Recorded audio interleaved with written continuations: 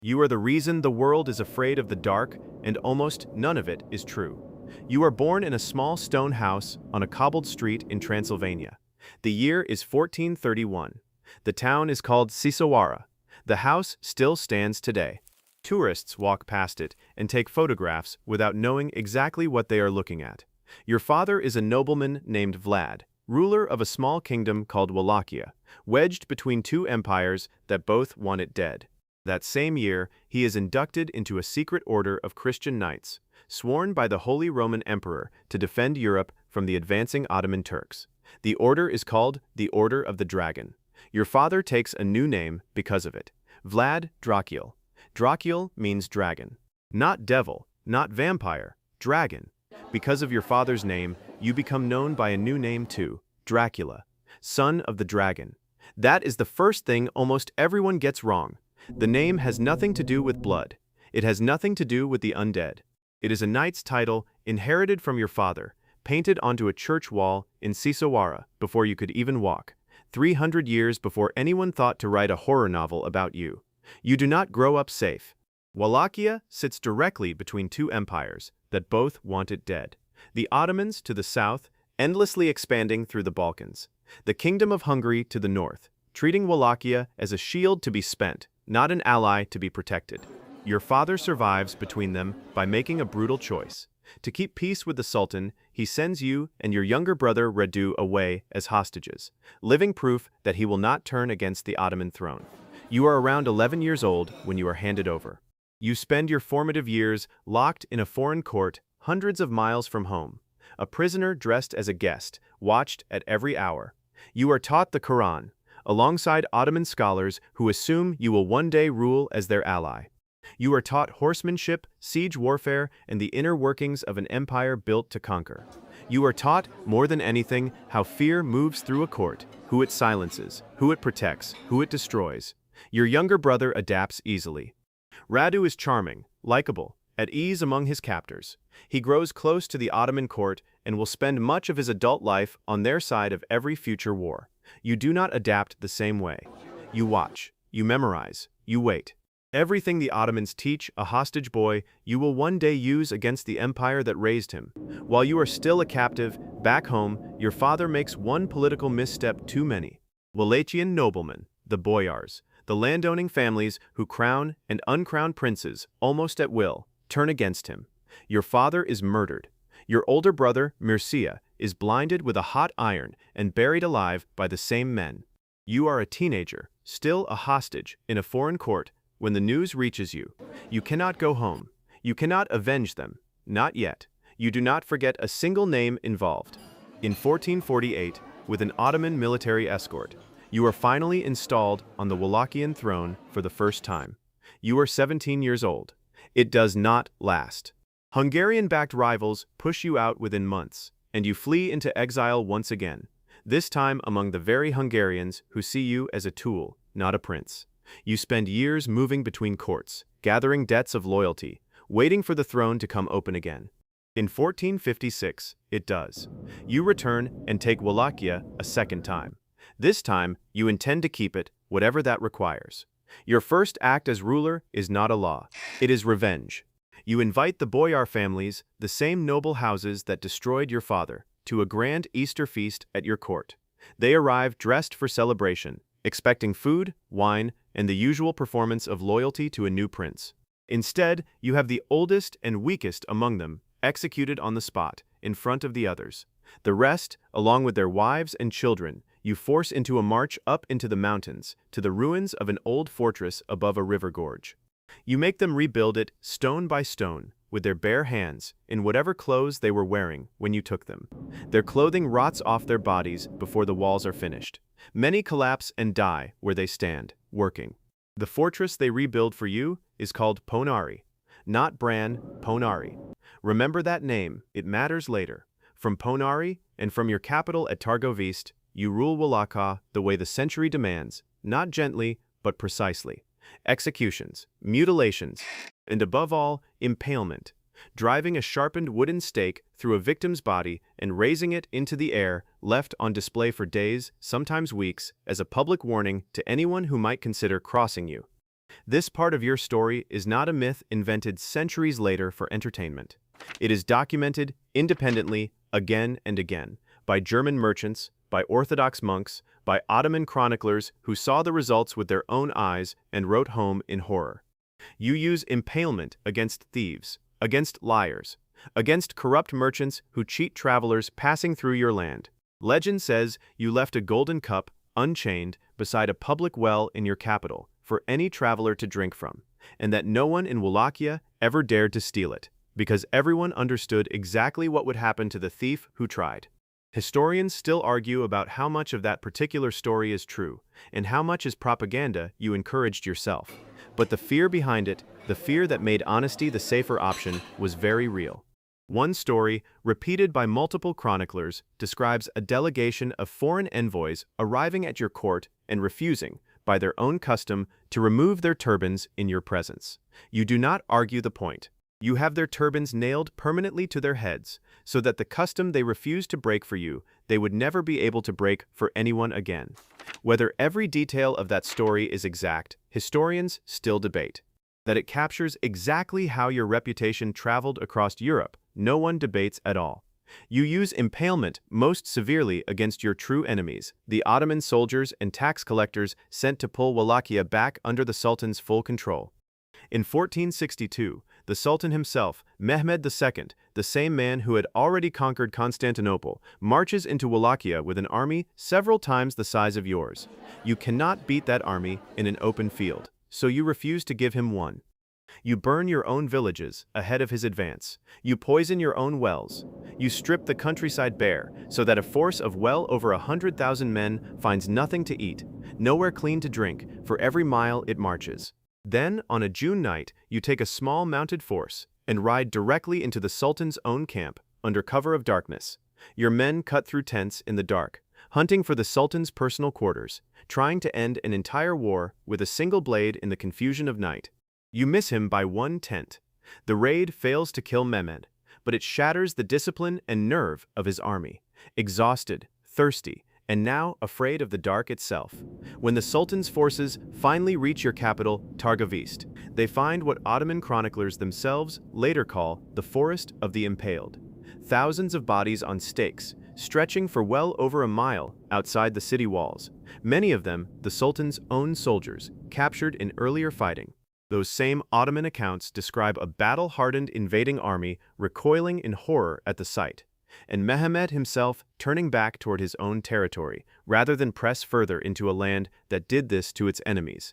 For one campaign season, fear alone had defended your entire country. It does not last. Politics turns against you again, as it always does in Wallachia. Your own brother Radu, raised at the Ottoman court, comfortable and well-liked there in a way you never were, is placed on the Wallachian throne in your place, backed by the Sultan's army. You flee north into Hungary, expecting shelter from an ally. Instead, you are arrested and imprisoned for over a decade at the mercy of a king who once called you a partner against the Ottomans. During those captive years, some accounts say you convert to Catholicism, marry into Hungarian nobility, and quietly wait, the same way you waited as a hostage boy decades earlier. In 1476, after years of captivity, you are finally released and given one last chance to reclaim the Wallachian throne a third time. You take it with what allies you have left. Weeks later, near what is now Bucharest, you are killed in battle against Ottoman-backed forces, or by ambush, depending on which account you believe. Some sources claim your own soldiers, uncertain of your identity in the chaos of the fight, struck the first blow themselves. Your head is reportedly severed, packed for preservation, and sent to Constantinople. Physical proof for the Sultan that his oldest and most dangerous enemy was finally permanently dead. Tradition points to Snagov Monastery, an island church you once endowed, as your final resting place. In 1931, archaeologists open a grave there, believed to be yours, and find a headless skeleton dressed in the remains of rich fabric, but no inscription, no proof, nothing conclusive enough to end the argument. Other researchers, examining old monastery records, suspect the real grave was misidentified generations ago, and that your actual remains may lie somewhere else in Romania entirely, unmarked and unclaimed. Your body's true resting place is still debated by historians and archaeologists searching Romanian monasteries to this day.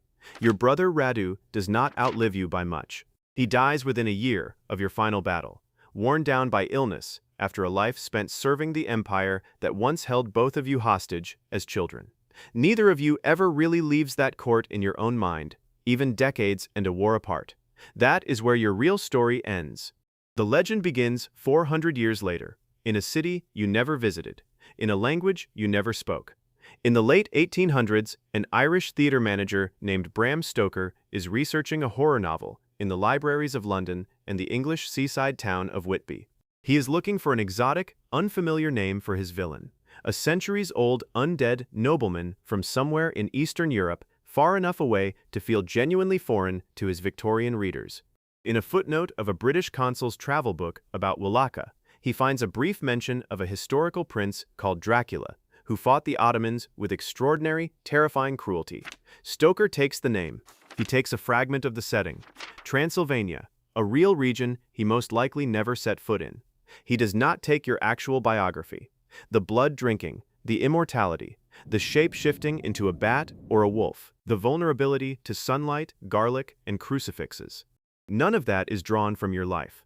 All of it is folklore Stoker gathered elsewhere, largely unrelated regional vampire superstitions, stitched onto your name simply because it already sounded suitably dark and foreign to a London audience in 1897. You are a medieval ruler who impaled his enemies to hold a small country together. The character Stoker creates is an ancient supernatural predator who happens to borrow your title. Two very different things get permanently welded together in the public imagination that night, and they never fully come apart again. In 1931, a Hollywood film puts a Hungarian actor in a black cape, gives him a slow, hypnotic accent, and turns Stoker's novel into the image of vampires the entire world still recognizes. Hundreds of films, television shows, and novels follow over the next century, and Dracula becomes one of the most portrayed fictional characters in the history of cinema. Almost none of them mention Wallachia. Almost none of them mention the Ottomans. Almost none of them mention a hostage childhood, or a father's murder, or a battle that actually happened. In the 20th century, back in the real Transylvania, an actual castle needed a marketing story to attract the tourists that film was now sending its way. Bran Castle sits on a dramatic cliff, looks exactly like a vampire's lair is supposed to look in a film, and has almost no genuine historical connection to you at all. You may have passed near it once, briefly, at most. You never held court there. Your real seat of power was Poenari, the fortress your father's murderers rebuilt with their own hands, crumbling, half-forgotten, reachable only by climbing over 1,000 uneven stone steps above a river gorge. Bran Castle photographs beautifully from a tour bus window. Poenari does not, so Bran becomes Dracula's castle on every map, every postcard, every gift shop, every tour route in Romania. Today, Bran Castle draws close to 1 million visitors a year, most of them foreign tourists, many of them arriving specifically because of a novel written centuries after your death. Poenari, the fortress you actually built with the hands of your enemies, receives a small fraction of that number, mostly hikers willing to climb over 1,000 crumbling steps for a view instead of a legend. Millions of visitors walk Bran's halls every year, looking for you. You were never really there. Inside Romania itself, your reputation is almost the opposite of the version the rest of the world exports. You are taught in schools as a defender of the nation, a ruler who stood against an empire many times the size of his own country, when quiet surrender would have been the easier, safer choice. A brutal figure without question, but a symbol of independence, not of evil. Statues of you stand in Romanian town squares today, not as a monster in a cape, but as an armored warrior prince on horseback. The horror movie version of you belongs to the rest of the world. The history book version of you belongs to Romania. Both versions still carry your name. Only one of them carries anything close to your actual life.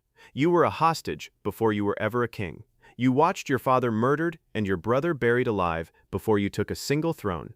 You ruled through calculated terror, because terror was the only language that had ever been used on your own family first.